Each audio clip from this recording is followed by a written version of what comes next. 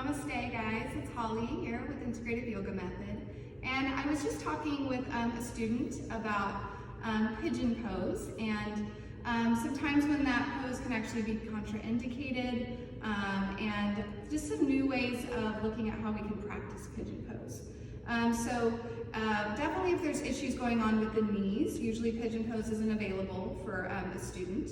And that's when we would cue the student to then maybe go onto the back and just find a figure 4 stretch here, because that's going to really target those external rotators and the piriformis that we can get to in our Pigeon Pose. But I also really like, I like Pigeon a lot, even though there are some issues that can arise with it. I like it for what's happening with the back leg. So we think a lot about what's going on with the front leg and that front hip, but obviously the back leg is getting a really good stretch for your hip flexors, which we all tend to be pretty tight here. So anytime we can stretch the hip flexors, the quads, that's great. But when we practice Pigeon Pose with the front shin, which I know this is cued a lot, and it can be just fine in some bodies, but in certain body types and shapes of bones, it could cause some damage. If we're bringing that front shin parallel to the front edge of the mat. I know that's kind of a traditional way of practicing Pigeon Pose. But the thing is that we all have different shaped bones, and so your hip joint is made up of the head of your femur, the top of your thigh bone, and then that socket of the hip, right? And they meet each other. So depending on your body, some heads of the femur are larger than others, and some necks of the femur, the base of the head, can be longer than others. And that's really going to be what determines a lot of the mobility and range of motion that we just naturally have in our hips. And if we tend to have kind of bones shaped in a way that don't allow for as much, that's bone, and we can't change bone.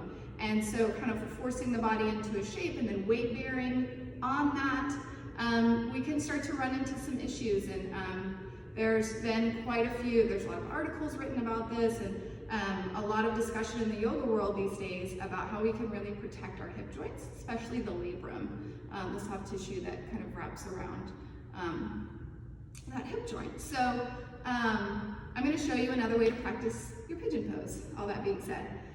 So I like to practice it in a dynamic way first. Krishnamacharya, in his book, The Light of Yoga, he talks a lot about how powerful it can be to move in and out of a pose first, to build a pathway, to warm the muscles and really awaken some of these deeper muscles that we need for stability.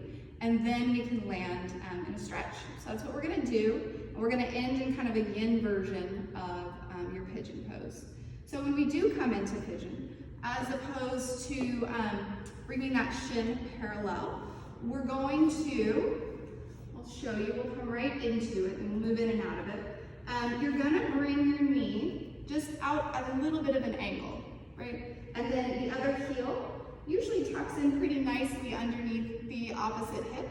And depending on your kind of flexibility or where you're at, sometimes you can wedge that heel in and get a little compression, a little bit of release on that hip flexor as you're stretching it, which is yummy.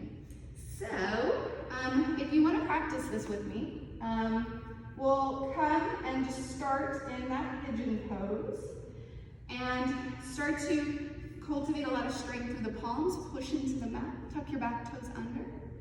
And on the exhale, float your knee up to hover. And just start to really ignite the core and the hip. And then reach the right leg back. That's your inhale. Your exhale to glide forward, maybe open. But you're not gonna set all the way down.